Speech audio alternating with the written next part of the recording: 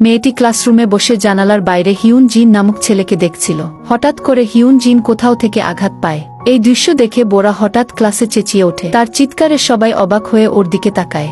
শিক্ষক জিজ্ঞেস করেন কি হয়েছে বোরা। বোরা তৎক্ষণাৎ বলে স্যার পেটে খুব ব্যথা করছে। এই অজুহাতে সে মেডিকেল রুমে চলে যায়, আর সেখানেই ছিল হিউন জিন। বোরা চুপচাপ গিয়ে হিউন জিন আর তার বন্ধুর পাশের চেয়ারে বসে পড়ে, আর কানে কানে শুনতে থাকে ওরা কি বলছে। তাদের কথা শুনে বোরা জানতে পারে ওরা দুজন ব্রডকাস্টিং ক্লাবে যোগ দেবে। এই কথা শুনে বোরা নিজের মনে ঠিক করে সেও ওই ক্লাবে যোগ দেবে, শুধু হিউন জিনকে নজরে রাখার জন্য। পরদিন যখন ক্লাবের অডিশন চলছিল, তখন হঠাৎ হিউন জিন নিজের নাম বাতিল করে দেয়। এটা দেখে বোরা খুব কষ্ট পায়, মনটাই খারাপ হয়ে যায়। তবে হিউন জিনের বন্ধু উনহু সেই ক্লাবে থেকে যায়। তাই বোরা ভাবে উনহুর সঙ্গে ভালো ব্যবহার করে হিউন জিনের ব্যাপারে কিছু তথ্য বের করবে।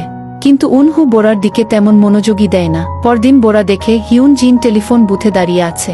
সে দৌড়ে গিয়ে হিউন জিনের পেজার নম্বর দেখার চেষ্টা করে। হিউন জিন যখন নম্বর টাইপ করছিল, ঠিক তখনই উনহু সেখানে চলে আসে। ফলে বোরা শুধু নম্বরের অর্ধেকটাই দেখতে পায়। সেই রাতেই বোরা ফোন বুক নিয়ে টেলিফোন বুথে যায়, আর অর্ধেক নম্বরের সাথে মিলে এমন নম্বরগুলোতে ফোন দিতে থাকে। অনেকবার চেষ্টা করার পর অবশেষে ফোনটা হিউন জিনের কাছেই চলে যায়। বোরা অচেনা সুরে কথা বলতে থাকে, কিন্তু হিউন জিন ওর গলার স্বর চিনে ফেলে।